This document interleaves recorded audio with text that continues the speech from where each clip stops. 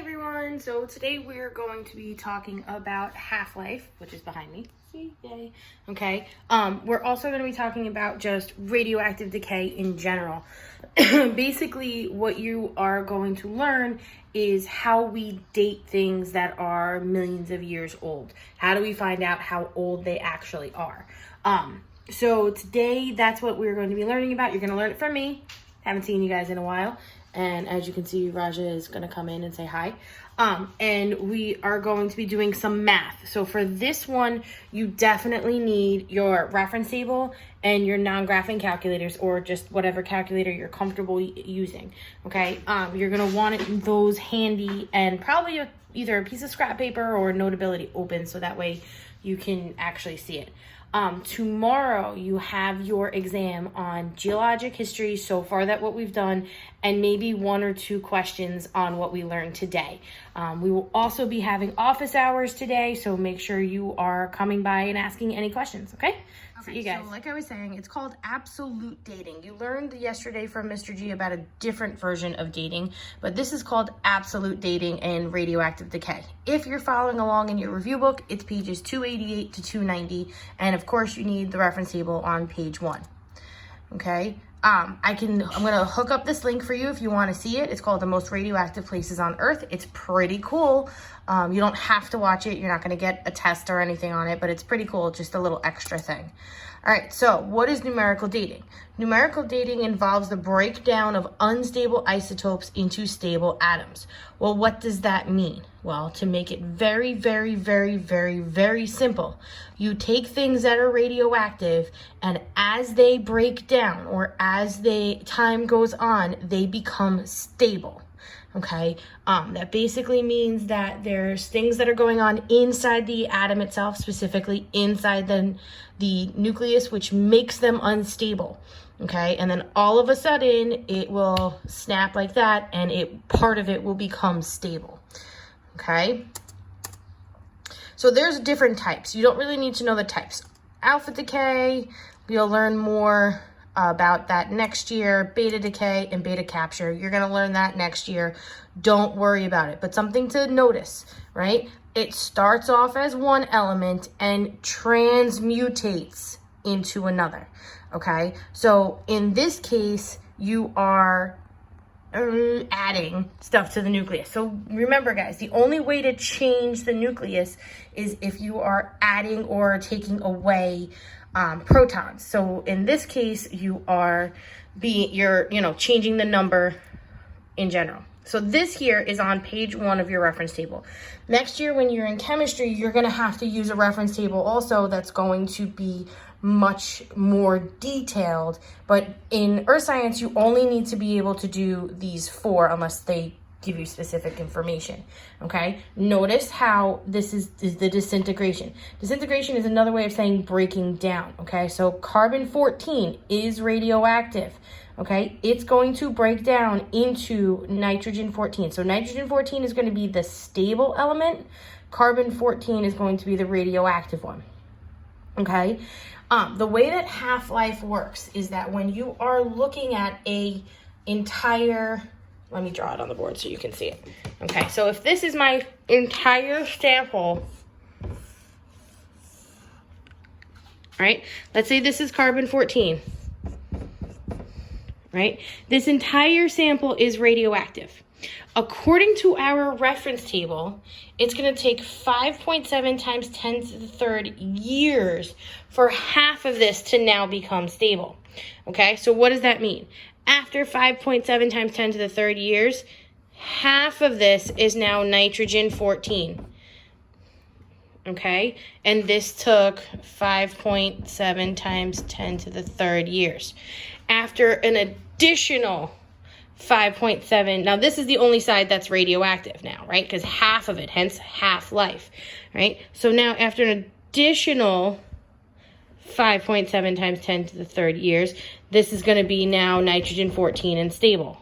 If another basically 5,700 years passes, then this is now going to be stable, right? And then if another, right, and it keeps going till it's almost undetectable. So what happened, right?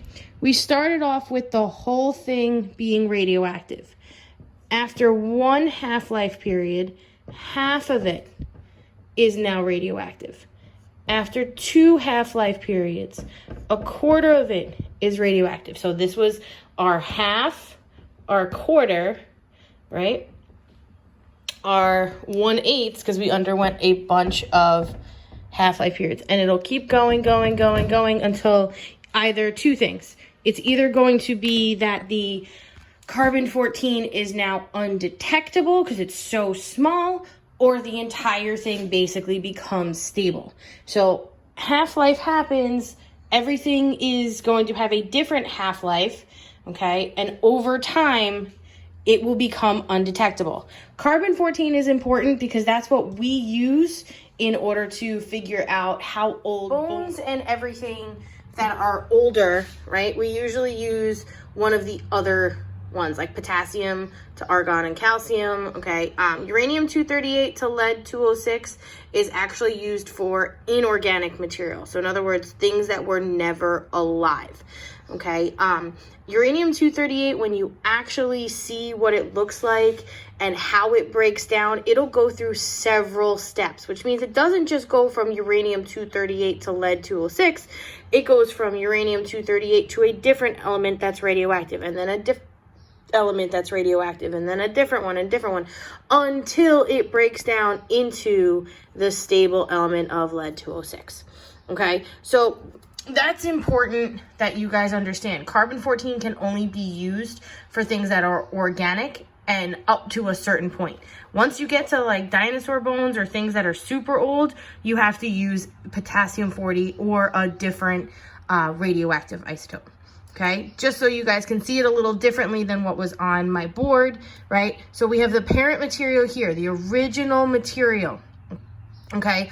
All of this is radioactive. If this was a basically a bar graph of what carbon-14 would look like, this would be carbon-14, the whole thing is radioactive.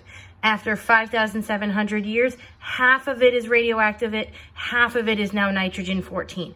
After an additional 5,700 years, 25% of it, or 1/4 of it, is now still radioactive, but a majority of it is now not radioactive after an additional 5,700 years. So when you do this, you could do the math. It's 5,700 plus 5,700 plus 5,700, so on and so forth, until finally no more carbon-14 would be present. Okay, that's important that you understand. Carbon-14 will eventually run out, and it has to do with the half-life number. Okay, this is another graph, right? And you notice how you can actually see that the number of radioactive particles are decreasing over time. Okay, so we started off with the whole thing being radioactive, then half, then a quarter, then an eighth, so on and so forth. Okay, here's another one. Again, guys, you may want to take snapshots of these and put these into your notes just so that you can see them a little bit better. These pictures actually really do help visualize how much is still radioactive over time. Okay, this picture here, it's not on your reference table, but I wanted to show it to you so that you can see it. Obviously, it has more than the original 4, okay? When you were looking at them, you have your uranium-238. It's one of the higher half-life periods. Uranium-238, uranium in general is radioactive for a very, very, very long time. You have to think of it's 4, 5, and 8 zeros behind it. That's what in Chernobyl, if you guys have heard of it, it was the nuclear power plant that exploded and threw uranium into the air. It's still radioactive. It's been radioactive for a very long time, and it will be radioactive for a very long time because of the amount of uranium that had been thrown into the air and that was on all these substances. It will take that 4.5 times 10 to the 9 years for half of the amount to now be stable. It's not stable. It's not going to be stable for a very, very, very long time.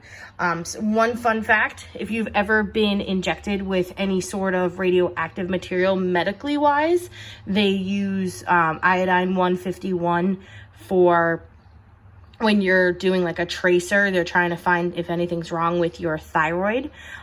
You are radioactive for a small amount of time. The medical field will only use radioactive samples that have short half-lives because they don't want people walking around being radioactive. Okay, you're not going to turn into the Hulk because of them. Okay, I know some people have had to do that before. My brother had to go through it. Where he had to be injected with 151, and I had to explain to him what was going on before it happened. And you are slightly radioactive for a little while.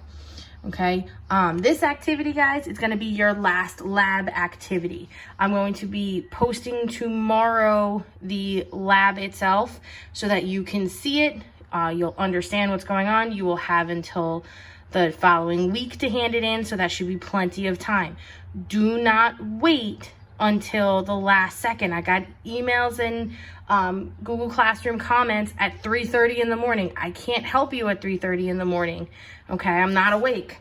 All right, but this lab that you are going to do, you are going to have a material that you have at home. You're not going to be required to go out and get any of this stuff. It'll be very, very, very simple, very easy, but it'll show you physically how things are breaking down.